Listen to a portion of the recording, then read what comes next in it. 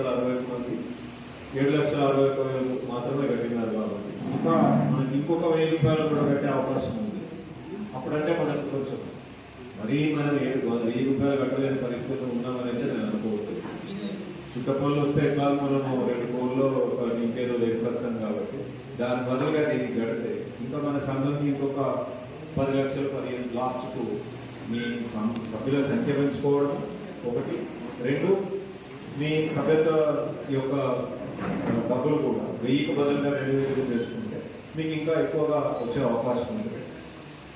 తర్వాత ఇప్పటికే మీకు 1 కోటి నుంచి 2 కోట్ల మధ్యలో బ్యాంకు రుణాలు కూడా ముందుకు వస్తున్నారని వాళ్ళు చెప్పారు. చాలా సంతోషకరమైన విషయం. మొన్ననే మామూలుగా నేను అప్పుడు వ్యవసాయం చేద్దాము, కొత్త బాధ్యతలు ఏమన్నా చూద్దాం అనుకున్నప్పుడు నాకు ఒక సలహా కావాలనిపించి తిరుపతి గారు నేను కలిసి జైరాల దగ్గర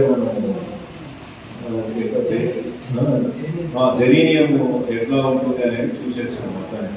అదే రకంగా షీప్ ఫార్మ్, గోట్ ఫార్మింగ్ ఎట్లా ఉంటుంది అనేది అది కూడా చూసినాం.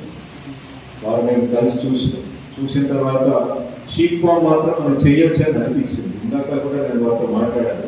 ₹1 కోట్లు 2 కోట్లు అంటే మరి ఎలా అంటే దానికి కనీసం ఒక ఎకరం భూమి అయితే కావాల్సి వస్తుంది.